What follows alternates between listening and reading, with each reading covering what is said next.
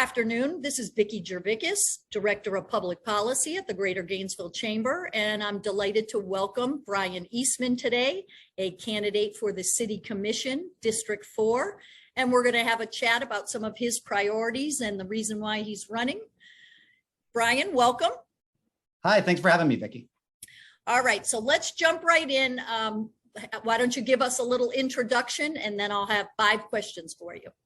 Yeah, that sounds great. Well, thanks for having me again. My name is Bryan Eastman. I'm a candidate for Gainesville City Commission, District 4. Thanks so much to Vicki and the Chamber for having this. It's great to be letting people know about what's coming up because this election is going to be very important. I'm a small business owner. I'm a Chamber member. I started a software company, PolyEngine, a number of years ago that helps political candidates set up and run their own websites.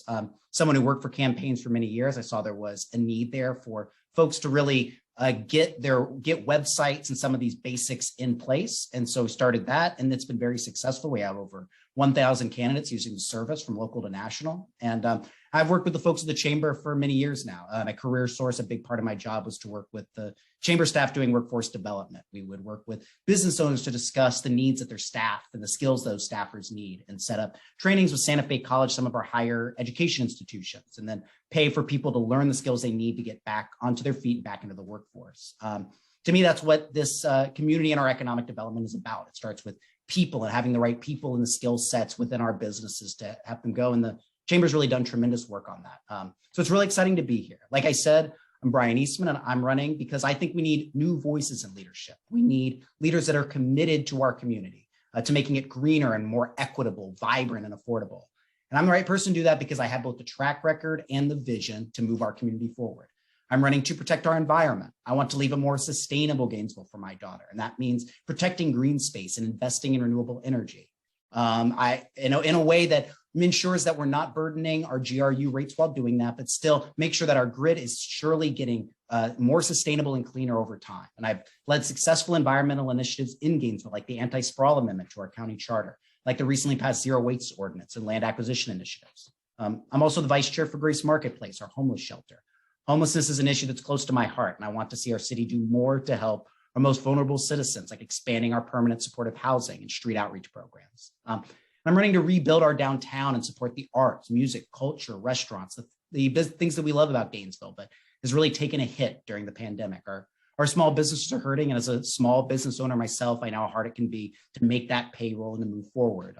And I think that's tragic because our local businesses are really what make our community unique and special, and our city should be doing more to ensure that they thrive. So I'm looking forward to talking with you today, Vicki, and how we can move our community forward.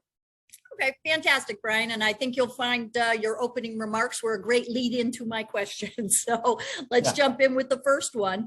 And I think, as I said, you kind of set the tone for that. What do you perceive are the 3 most important concerns facing Gainesville right now?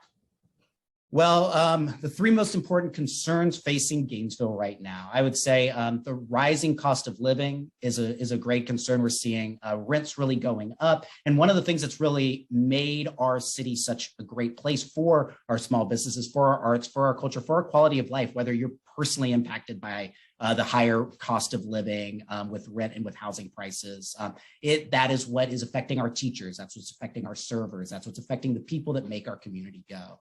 I would say that, well, and with that, we are growing in population over time. And so as you're seeing, as we're growing, we're feeling more and more pains to how are we going to focus that development? How are we going to keep the character of our community while also ensuring that we're building enough homes for people to live in? And that's a tough balance that City Commission is going through right now. And I think we need to be doing a better job of preserving that character while also building those homes. And I'd say, finally, I guess I'll lead into the next point, which is that puts a lot of pressure on our environment, on climate change, on our green spaces, on our parks. We need to be ensuring that as we're growing, that we are protecting those. We're protecting our tree canopy, because that's another part of our great quality of life, and really why so many of our business owners and employees and people live here is because we love the natural environment that we have here in the Gainesville area. Mm-hmm.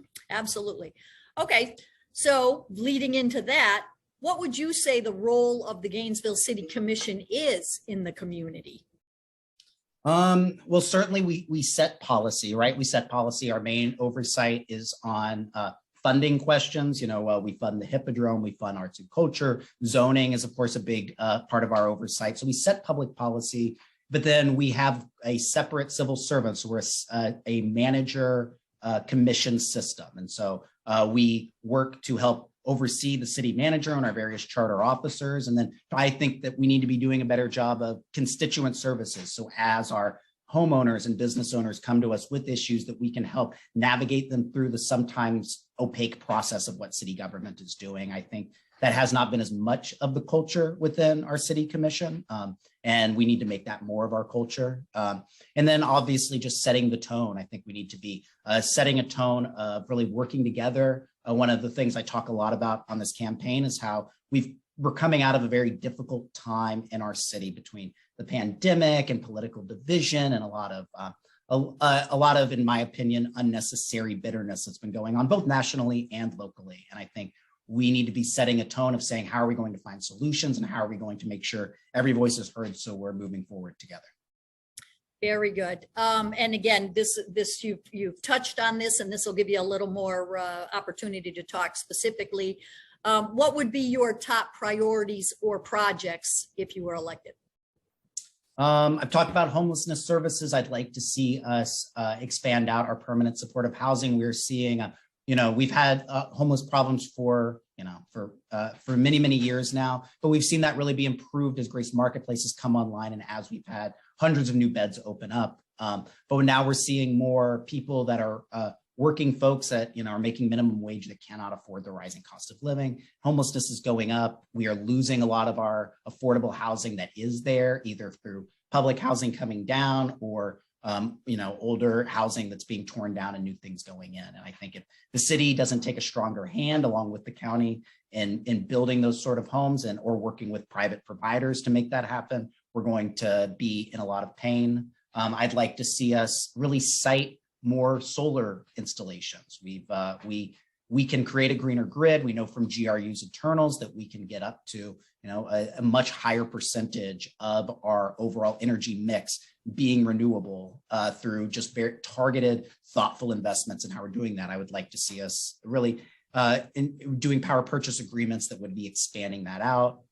And third, I'd say I'm very excited about working with the University of Florida. I was on the steering committee for the strategic development plan. And one of the best things that came out of that, in my opinion, was the discussions on how we can make University Ave safer and more walkable. There is a number of small businesses that are there. That is the main walkway into our downtown, and making that a more walkable and beautiful environment will both, one, save lives, where we've seen a lot of young people being hit and killed on that road, but also I think really would add to the vibrancy of our community. And I'm very excited to see where that's going to go. Okay, excellent. You also touched on this question, and I will say Bryan did not have any of the questions ahead of time. So question 4 is, there has been significant turmoil both within the commission and with city staff. Mm-hmm. How do you think this is best addressed? So I guess this is a very tough question because it's a management question.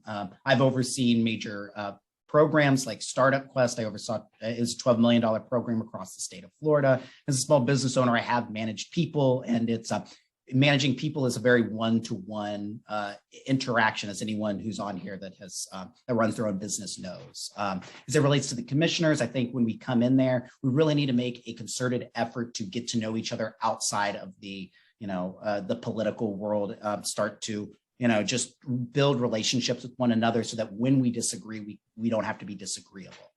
As it relates to city staff, we need to be doing what we can to improve morale and ensuring that I want to see Gainesville be a destination for the best staffers in the state of Florida or in the Southeast to come here because they know they can do good work, that they'll be listened to, and that this is a place where they know they can really get good things done. That's not where we are right now. We're seeing turnover, not just at the charter officer level, but at the lower levels. And if we don't have good staffers, it's going to be very difficult for us to move forward on a lot of the projects that will move our community forward. And so really working on employee morale is going to be important. Very good. All right, and then finally, probably a more standard question, which is, why should the members of the business community vote for you? My door will always be open to everybody. I can't promise that I will always agree with everyone all the time, but I will always make sure that I sit down, that I listen, and that we talk it through. I have worked with, I am a small business owner myself. I've worked with the chamber for a number of years and worked with business owners to discuss what is needed within their business. And I think that I would be a very good ally and a very good person to be on your side and representing you on the Gainesville City Commission. All right, excellent. So those are the fixed questions. Now you have a few minutes. If there's anything we didn't touch upon that you want to touch upon, now would be a good time, and then you can kind of wrap it up and bring us home for today. Well, thanks. You've asked a lot of the questions that I would have wanted to get into anyway. You're going to be going over, I guess, when people can vote, some of the voting. Absolutely. Well, anyway, thank you, Vicki, so much for having me. I believe that I have both the track record and the commitment to moving our community forward that we need for this next chapter in Gainesville's history. I've been endorsed by a wide array of leaders in our community, like the AFL-CIO, the Human Rights Council, former County Commissioner Hutch Hutchinson, State Representative Yvonne Hinson, Sheriff Clovis Watson Jr., business leaders like Ken and Linda McGurn and Darren Cook. And they support me because they know my commitment to this community. They've seen my ability to bring people together and to find solutions to the issues that matter most to us. And I believe that's something that we need a lot more of in our community, are people that are willing to sit down, bring everyone together, listen, and move us forward. And so I hope I have the business community's votes on August 23rd. So thank you. Righty. Fantastic. All right. I will come back to thank you again so much for spending this time with us today. And as Bryan said, the primary is Tuesday, August 23rd. We absolutely encourage everyone to get out and vote. We'll be posting early voting times and everything you need to know on our website at the Greater Gainesville Chamber. So please visit that and stay up to date. And again, get out and vote. Thanks again so much, Bryan, for spending the time today. Thank you, Vicki, and thank you everyone for tuning in today.